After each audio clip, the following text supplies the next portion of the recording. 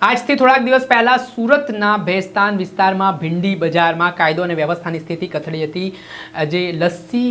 Gang જે આ વિસ્તારમાં સક્રિય હતી તેમનો જે આતંક હતો ને આ લસ્સી સલમાન ગેંગ આટલેથી નથી અટકી, એક સગીરને મોતને ઘાટ ઉતારી દીધો। જે હા, સગીરનો વાંક એટલો હતો કે આ જે સલમાન લસ્સી ગેંગના આરોપીઓ હતા તેમાંથી એક આરોપીને સગીરે ઠપકો આપ્યો ને આના જ કારણે સલમાન લસ્સી ગેંગનો અહમ ઘવાઈ ગયો ને એ